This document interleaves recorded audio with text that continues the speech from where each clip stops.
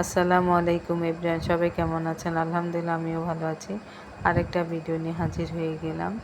এই ভিডিওটা হচ্ছে যখন আমরা গ্রামে গিয়েছিলাম, তো আপনাদের সাথে এই ভিডিওটা শেয়ার করতে আমি ভুলে গেছি, তো আজকে শেয়ার করতে চাচ্ছি। এটা হচ্ছে আমার মা চাচাতো ভাইয়ের বাসা, আমার ইলিয়াস মামার বাসা।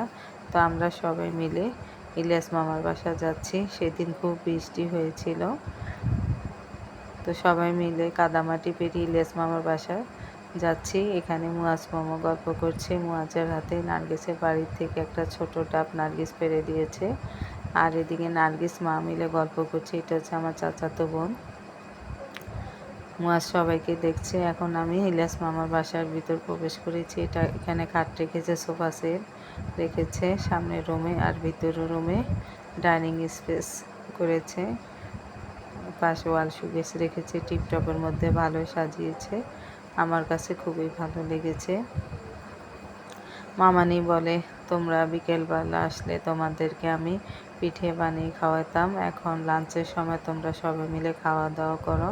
তখন আমরা বলেছি, না মামানি, আমরা খাবো না, আপনাদেরকে একটু দেখতে এসেছি।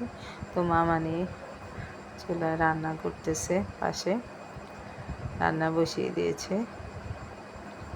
পাশে হচ্ছে রান্নার রুম, এদিকে হচ্ছে আরেকটা রুম, লাকড়ি রাখে, আর পাশে সবাই কলের মধ্যে পা পরিষ্কার করছে, ময়লা লেগেছে, কাদামাটি লেগেছে।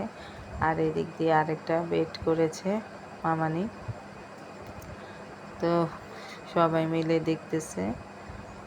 আর এদিক দিয়ে মামানি আমাদেরকে নকশি কাঁথা দেখাচ্ছে, নকশি কাঁথা কেমন হয়েছে। তো আমি বলি যে না, নকশি কাঁথা খুবই ভালো হয়েছে, খুবই সুন্দর হয়েছে,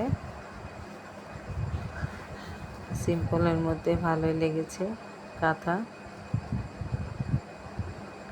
সবাই মিলে গল্প করছে। আজ এখানে রাখলাম, নেক্সট টাইম অন্য কোনো বিষয় শেয়ার করব ইনশাআল্লাহ। আল্লাহ হাফেজ।